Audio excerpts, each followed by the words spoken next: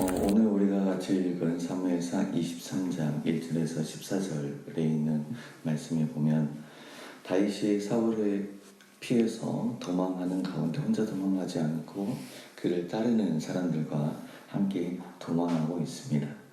유다 지역 전체 안에서도 그 다윗의 이동 경로, 다윗이 있는 주처에 대해서 사울에게 고하는 자들이 있기 때문에 그 유다에 머물러 있는 것도 두려운 그러한 상황에서 그일라라고 하는 곳에 블레셋 사람들이 침략하여 그들을 노력하고 있는 소식을 듣게 됩니다. 여기에 대해서 다윗이 취한 행동은 하나님께 묻는 것이었습니다. 내가 이 사람들을 돕습니까? 블레셋 사람들을 가서 쳐서 공격하는 이 전쟁을 해야 됩니까? 라고 묻습니다. 하나님께서는 그렇게 하라 하시죠. 근데 같이 있는 사람들이 두려워합니다. 유다에 있는 것도 두려운데 거의 그 블레셋 사람들과 전쟁을 한다는 것은 우리한테 너무 위험 부담이 큽니다. 그래서 다윗은 다시 한번 하나님께 묻습니다. 그리고 하나님께서는 그렇게 블레셋 사람들을 치라고 하죠. 하나님의 도우신 가운데, 그러니까 하나님이 다윗을 사용하시는 가운데 그일라 사람들을 구원하시고 또 블레셋 사람들을 이기게 하시죠. 이 소식을 들은 사울은, 근데 여기서 한번 생각해 볼 것은 지금 여기는 이스라엘이라는 나라이고요. 이 나라의 왕은 사울입니다.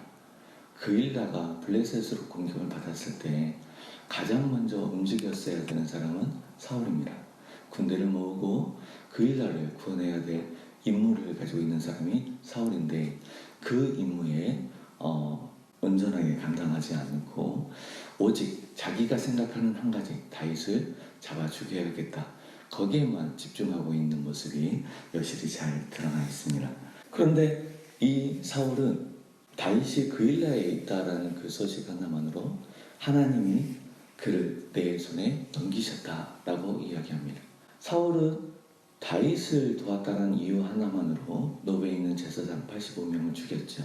다윗을 돕는다는 이유만으로 여러 공격들과 공격성을 드러내 보이고 하지 못할 일, 해서는 안 되는 일들을 자행하면서도 하나님은 내 편이시오, 내 생각이 하나님의 뜻과 같다라고 하는 착각 속에 있다는 것이죠. 이러한 상황에서 다윗은 하나님께 다시 묻습니다. 내가 들은 소식이 맞는가? 사울이 내려옵니까? 내가 도망가야 됩니까? 묻죠. 근데 그 사실이 맞다고 하나님께서 말씀해 주시죠.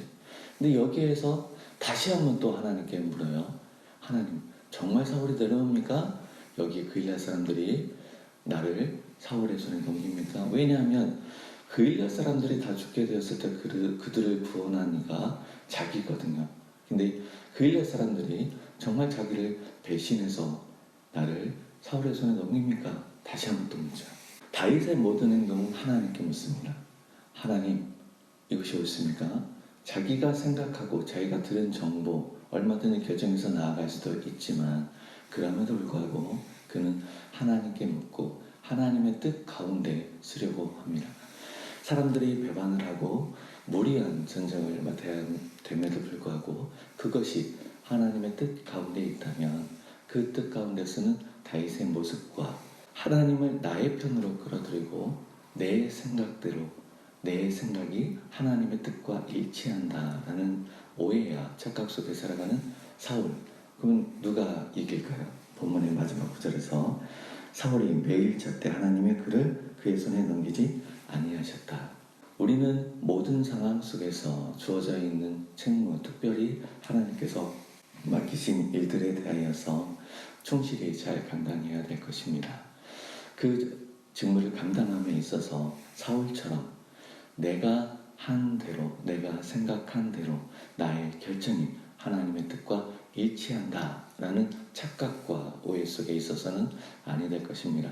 그래서 매 순간순간 늘상 이렇게 해왔다 할지라도 하나님의 뜻이 과연 무엇인지, 하나님을 기쁘시게 하는 것이 무엇인지 우리는 늘 주님 앞에 물으며 살아야 될 것입니다. 그래서 어제 함께 나눴던 말씀 가운데 또 포함이 되어 있는데 왜? 라는 질문이 우리들 안에 하나님의 뜻이 무엇이냐, 무엇을 하나님이 기뻐하시느냐를 생각하면서 왜? 라는 질문이 오늘과 이번 한 주간의 삶 가운데 있기를 소망합니다. 기도하겠습니다.